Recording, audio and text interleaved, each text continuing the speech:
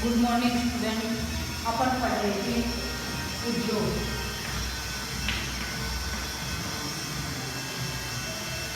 ठीक है, उद्योगों में अपन ने कल उद्योगों का वर्गीकरण पढ़ा था।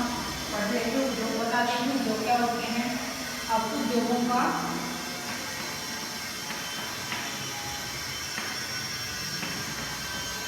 वर्गीकरण, इसमें 3 बताए थे उद्योगों में। कच्चा माल, ये अपन ने पढ़ लिया था। कच्चा माल, इस पे जो कच्चे माल पर आधारित उद्योग होते हैं वो कृषि आधारित उद्योग, खनिज आधारित उद्योग और समुद्र आधारित उद्योग और वन आधारित उद्योग, ये 4 प्रकार अपन ने पढ़ लिए थे। दूसरा है आकार, आकार के आधार पर उद्योग। अब आकार के आधार पे 2 प्रकार के उद्योग होते हैं। कौन कौन से? लघु उद्योग या कुटीर उद्योग भी बोल सकते हो आप। ठीक है, लघु आकार के उद्योग और बृहद उद्योग या बड़े उद्योग। बृहद उद्योग, अब देखो आकार के आधार पर लघु उद्योग या कुटीर उद्योग भी बोलते हैं इसे। कुटीर उद्योग, ठीक है, जिसमें अब लघु उद्योग या कुटीर उद्योग क्या होता है?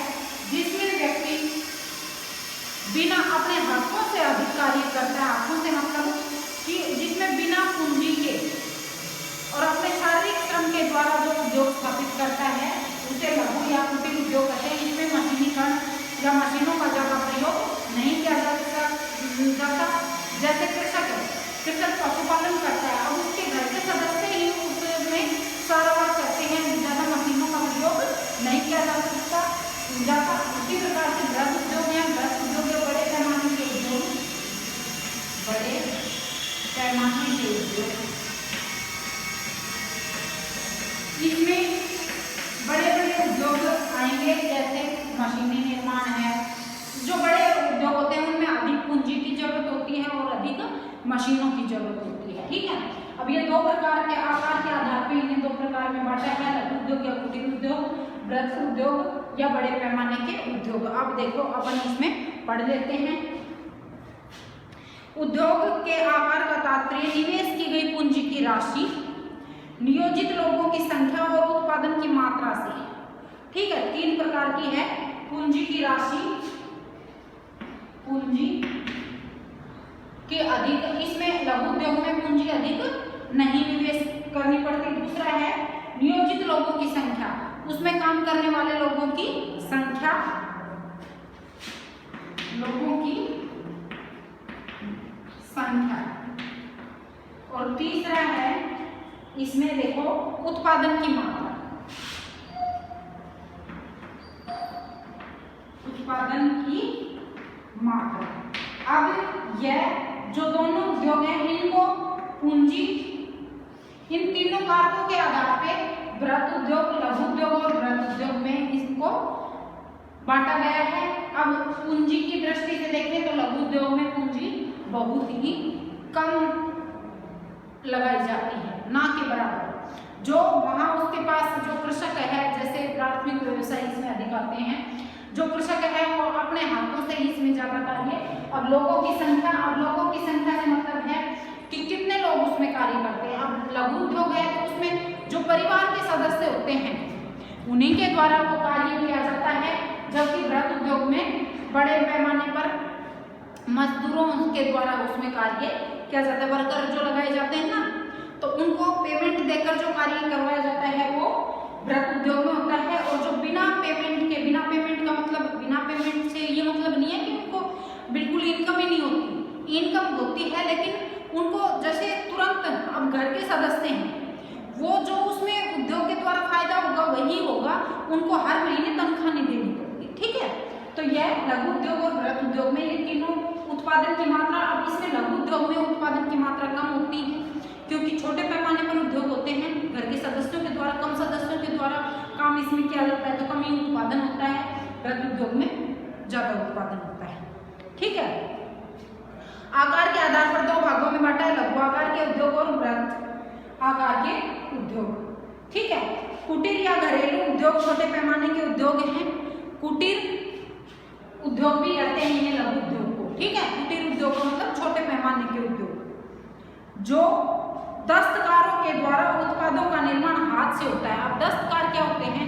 दस्तकार होते हैं जिसमें जैसे अब खेती कृषक करता है, कृषक खेती करता है तो वो दस्तकार हो गए ना, अपने हाथों से ही जो बिना ट्रेनिंग के ही काम करते हैं, नेचुरल रूप से उसे दस्तकार बोलते हैं। जैसे किसी को टोकरी बुननी आती है, किसी को ये सूती कपड़ा काटना आता है, किसी को जैसे मिस्त्री होते हैं, खुद के हाथों से जो मतलब बिना मशीनों के प्रयोग के जो खुद के हाथों से काम किया जाता है उसे दस्तकार कहा जाता है। ठीक है, टोकरी बुनाई, मिट्टी के बर्तन और अन्य हस्तशिल्प वस्त्र कुटीर उद्योग के उदाहरण। अब इनके द्वारा कौन से निर्माण किए जाते हैं? जैसे टोकरी बुनाई,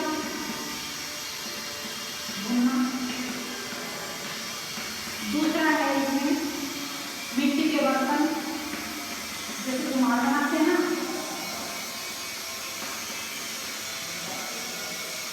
के बर्तन बनाना, या हस्तशिल्प हाथों के द्वारा कोई भी मूर्ति बनाते हैं, कशीदाकारी करते हैं, ये सारे इसमें लघु उद्योग में शामिल होंगे। बड़े पैमाने के उद्योग जो बड़ी मात्रा में वस्तुओं का उत्पादन करते हैं उनकी तुलना में छोटे पैमाने के उद्योग कम पूंजी व प्रौद्योगिकी का उपयोग करते हैं। बड़े पैमाने के उद्योगों में पूंजी का निवेश अधिक और प्रयुक्त प्रौद्योगिकी उच्च स्तर पर होती है, जिसमें रेशम बुनाई, खाद्य प्रक्रमण उद्योग लघु उद्योग के लघु पैमाने के उद्योग हैं। ऑटोमोबाइल और भारी मशीनों का उत्पादन बड़े पैमाने पर किया जाता है। अब ये अपन ने दो प्रकार पढ़े हैं, लघु उद्योग या कुटीर उद्योग, बृहत उद्योग या बड़े पैमाने के उद्योग। लघु उद्योग में दस्तकारों के द्वारा जो अपने बिना पूंजी के या बिना तनख्वाह के, आप यूँ समझ लो कि जो अपने हाथों से जो कार्य करते हैं उससे कम ही उत्पादन होता है और वो लघु या कुटीर उद्योग के रूप में इसमें पूंजी नहीं ज़्यादा लगाई जाती।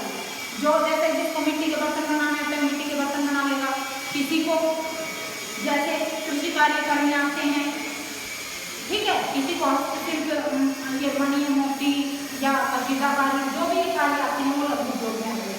अब बृहत उद्योग में कौन जाएंगे? इसमें पूंजी की अधिक मात्रा की जरूरत होती है, इसमें मशीनों के द्वारा जो उत्पादन बड़े पैमाने पर उत्पादन किया जाता है उसे बृहत उद्योग कहते हैं।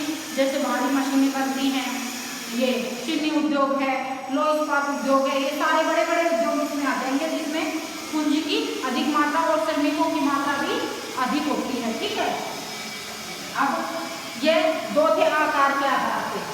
अब दूसरा है, इसके आगे है अपना स्वामित्व के आधार पे।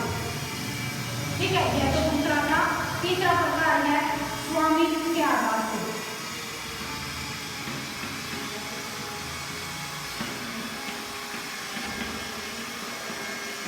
स्वामित्व के आधार पे उद्योग कौन से आएंगे? इसमें स्वामित्व के दो आ जाएंगे, जैसे आप सुनते हो ना, सरकारी और प्राइवेट, ये दोनों निजी क्षेत्र और सहकारी क्षेत्र आप बोल सकते हो इसमें। ठीक है, निजी क्षेत्र, इसके भी दो प्रकार हो जाएंगे। देखो, निजी क्षेत्र और सार्वजनिक क्षेत्र।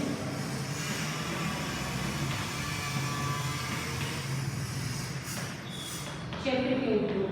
अब निजी क्षेत्र में तो जो ये प्राइवेट कंपनियां हैं या अपना जो इसमें,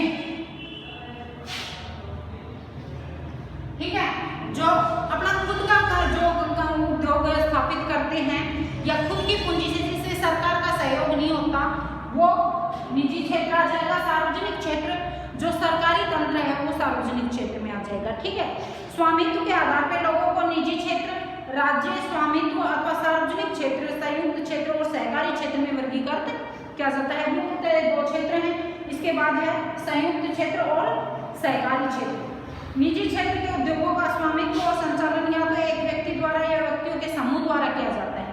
निजी क्षेत्र में प्राइवेट जो काम होता है ना, वो या तो एक व्यक्ति करता है, अपनी मर्जी से करते हैं वो, इसमें सरकार का ज्यादा वो नहीं रहता। सार्वजनिक क्षेत्र के उद्योगों का स्वामित्व और संचालन सरकार के द्वारा होता है। अब निजी क्षेत्र में तो किसी भी एक व्यक्ति या व्यक्तियों के समूह के द्वारा किया जाता है, और सार्वजनिक क्षेत्र में सरकार के द्वारा जो कार्य किया जाता है उसे सार्वजनिक क्षेत्र बोलेंगे। अब सार्वजनिक क्षेत्र इसमें होता है संचालन सरकार द्वारा होता है, जैसे हिंदुस्तान एरोनॉटिक्स लिमिटेड और steel authority of India company. संयुक्त क्षेत्र के उद्योगों का स्वामित्व और संचालन राज्यों और व्यक्तियों तथा व्यक्तियों के समूह द्वारा होता है। मारुति उद्योग लिमिटेड संयुक्त क्षेत्र के उद्योग का एक उदाहरण है। सहकारी क्षेत्र के उद्योगों का, अब इसमें तीसरा है सहकारी क्षेत्र। सहकारी क्षेत्र, ठीक है। अब सहकारी क्षेत्र का सहकारी क्षेत्र और जो है संयुक्त क्षेत्र,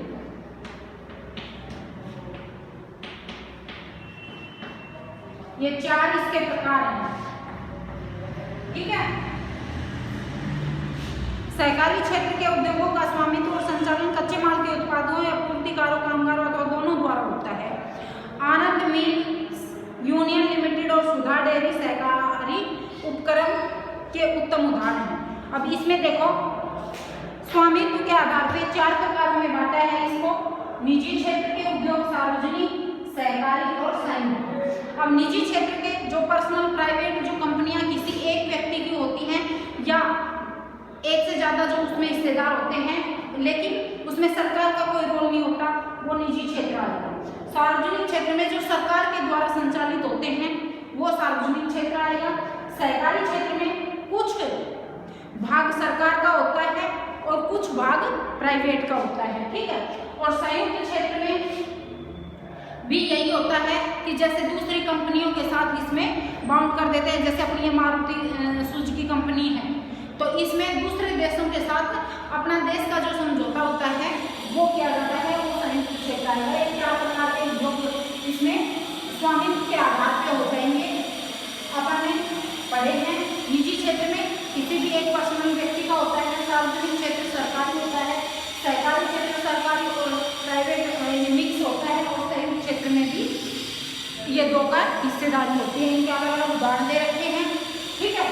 तो इसमें अपन ने उद्योगों के प्रकार पढ़े, कब पढ़ा था कच्चे माल के आधार पर, उसके अपन ने चार प्रकार बताए थे, कृषि आधारित उद्योग, खनिज आधारित उद्योग और वन आधारित उद्योग और समुद्र आधारित उद्योग, ठीक है। इसी प्रकार से आकार के आधार पे दो प्रकार बताए हैं उद्योगों के, लघु उद्योग जो छोटे पैमाने पर किए जाते हैं और जिसमें कम पूंजी की जरूरत होती है, उसके बाद है वृहद उद्योग जिसमें जो बड़े पैमाने पर उद्योग स्थापित किए जाते हैं और जिसमें अधिक पूंजी और अधिक श्रमिकों की जरूरत होती है और उससे उत्पादन भी अधिक प्राप्त किया जाता है। इसी प्रकार तीसरा है स्वामित्व के आधार पर उद्योग, इसमें चार प्रकार बताए हैं, आपको याद रखने हैं, निजी क्षेत्र, सार्वजनिक क्षेत्र, सहकारी क्षेत्र और संयुक्त क्षेत्र। निजी क्षेत्र में बताया मैंने कि कोई भी व्यक्ति, जैसे ये प्राइवेट कंपनियां हैं, कोई भी एक मालिक होता है उसमें, और उसमें सरकार का हिस्सेदार, चाहे उसमें फायदा कितना भी होगा उसमें सरकार का हिस्सा नहीं होता है। सार्वजनिक क्षेत्र में जो सरकारी होता है उसे सार्वजनिक बोलते हैं, ठीक है। सहकारी क्षेत्र में सरकार और प्राइवेट दोनों का मिक्स होता है, और संयुक्त क्षेत्र में भी किसी भी जैसे दो व्यक्ति बड़े बड़े उद्योगपति हैं ये इस प्रकार से करते हैं तो वो संयुक्त क्षेत्र आ जाएगी।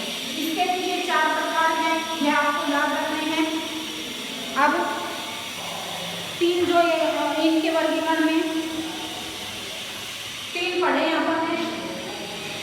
पहला था कच्चे माल पर, उसके चार प्रकार, दूसरा है आकार के आधार पर, इसके दो प्रकार हैं, स्वामित्व के आधार पर चार प्रकार, ये आपको याद रखने हैं। अब आगे अपन पढ़ेंगे उद्योगों के